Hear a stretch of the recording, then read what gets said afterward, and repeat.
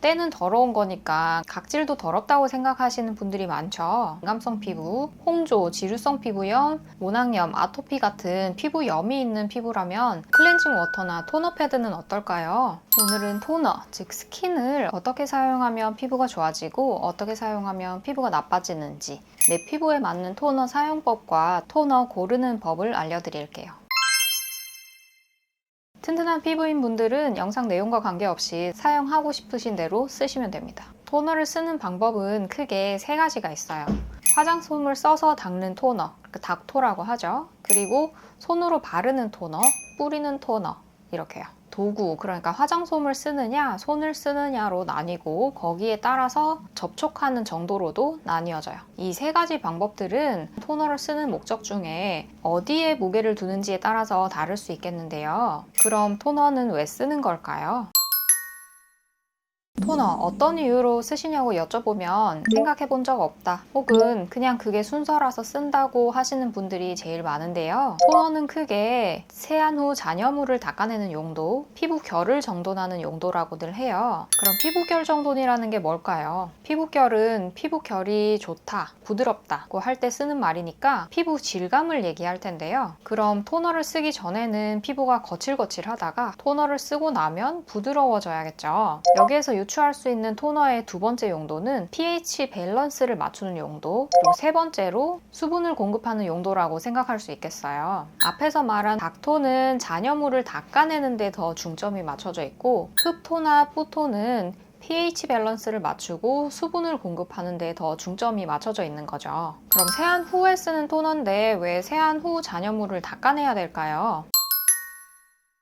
메이크업을 두껍게 한 경우나 세정력이 충분하지 않을 경우에는 세안을 하고 나서도 잔여물이 남아있을 수 있어요. 헹굼을 충분히 못한 경우에는 세안제 성분인 계면활성제가 남아있을 수도 있고요. 그래서 옛날 어른 스킨들 생각해보시면 알코올 성분이 들어있는 것들이 많았어요. 화한 냄새가 났었잖아요. 화장솜은 물리적으로 닦는 일을 하는데 설거지할 때 맨손으로 하는 것보다 수세미로 하는 게 잘 되는 것 같은 원리예요. 그럼 어떨 때 닥토를 쓸 수 있을까요? 그렇죠. 진한 메이크업을 하고 난 후에요. 그런데 최근에는 세안제의 세정력이 좋아져서 메이크업을 두껍게 하더라도 이중 세안을 하고 헹굼을 잘 하면 이렇게 토너로 또 닦아내야 될 만큼 잔여물이 남지 않아요. 토너로 닦으면 뭐가 또 나오던데요? 하시는 분 있으실 텐데요. 그게 메이크업 제품이 아니라면 피부 가장 바깥에 있는 각질이나 피지를 닦아내신 거예요. 계속 각질을 닦아내면 어떻게 될까요? 때를 밀어보면 눈으로 각질이 보이는 부분만 때가 나오는 게 아니듯이 눈에 보이지 않는 각질은 항상 피부에 존재하고 그게 피부의 보호막이 되어줘요. 때는 더러운 거니까 각질도 더럽다고 생각하시는 분들이 많죠. 그래서 눈에는 안 보이는데 화장솜으로 미니까 나오네 하면서 보호막을 매일 아침 저녁으로 벗기면 피부 장벽이 무너지게 돼요. 화장솜이 수세미까지는 아니더라도 손보다는 마찰이 있을 수밖에 없기 때문에 그래요. 건성, 중성, 지성, 복합성, 민감성 중에는 어떤 피부에 더 맞을까요?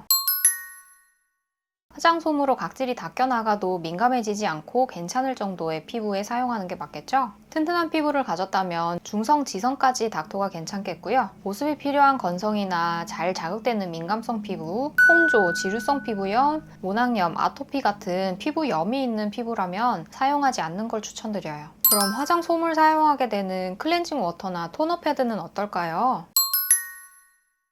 마찬가지로 튼튼한 피부를 가졌다면 괜찮겠지만 건성 민감성 혹은 피부염이 있는 피부라면 사용하지 않는 걸 추천드려요. 특히 토너 패드 중에 여드름 피부 전용으로 나온 것들, 민감성인데 여드름 있는 피부에는 사용하지 않도록 꼭 조심하세요. 내 피부가 튼튼하더라도 좀 덜 자극되면 더 좋겠죠.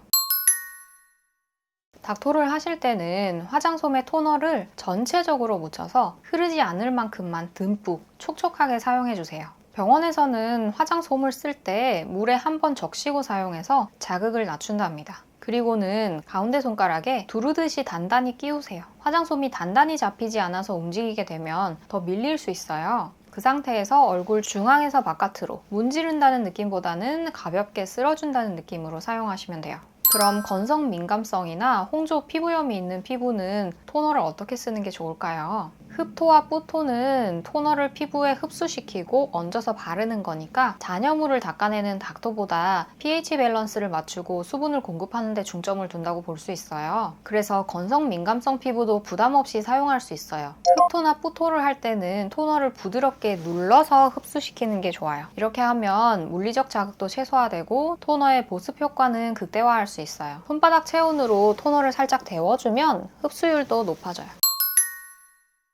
저희 병원에서는 피부 타입에 맞춰서 토너를 어떻게 쓰는지 알려드리고 피부 컨디션이 바뀌면 바뀐 피부에 맞게 화장품도 바꾸실 수 있도록 알려드리는데요. 여러분들이 집에서는 나한테 맞는 토너 사용법을 어떻게 찾으실지 알려드릴게요. 첫 번째로 자신의 피부 타입을 정확하게 알아야겠죠. 거울을 보고 피부가 번들거리는지, 당기는지, 붉은기가 있는지 이런 것들을 체크해 보세요. 그 다음은 토너 사용 직후에 피부가 붉어지거나 가렵거나 따갑거나 하는 즉각적인 반응이 있는지 확인해 보세요. 이런 반응들은 피부가 보내는 경고 신호일 수 있어요. 마지막으로 새로운 토너를 쓰기 전에는 패치 테스트를 해보세요. 귀 뒤나 팔 안쪽에 조금 발라보고 반응을 지켜보는 거예요. 24시간 동안 특별한 자극이 없으면 얼굴에 써도 괜찮아요. 그리고 나서는 며칠에서 몇 주에 걸쳐서 피부 상태 변화를 지켜보세요. 여드름이 난다든지 더 건조해진다든지 과하게 유분이 많이 분비된다든지 이런 변화들이 있는지 한번 지켜보는 거예요. 또 하나 알아두셔야 될 점은 계절에 따라서 토너 사용법을 바꿔야 할 수도 있다는 거예요. 여름에는 가벼운 제형의 토너를 선택하시고 겨울에는 좀 더 보습력이 높은 제품을 선택하시는 게 좋아요. 습도가 낮은 겨울철에는 토너를 더 빨라서 바르는 횟수를 늘려줘도 괜찮아요. 정리해 볼게요. 건성이나 민감성 피부는 닥토보다는 흡토, 뿌토가 더 잘 맞아요.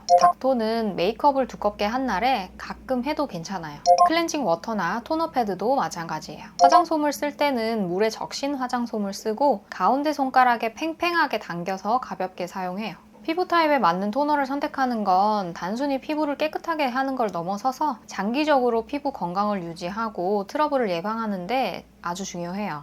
이제 토너를 고를 때 여러분의 피부에 어떤 방식이 맞는지 알게 됐을 거예요. 앞으로도 더 많은 피부 관리 팁을 얻고 싶으시다면 구독, 좋아요, 알림 설정 해주시고 주변에 민감한 피부인 분들께 이 영상을 공유해 주시면 더 많은 분들께 도움이 될 수 있어요. 궁금한 점 있으시면 댓글로 남겨주세요. 감사합니다.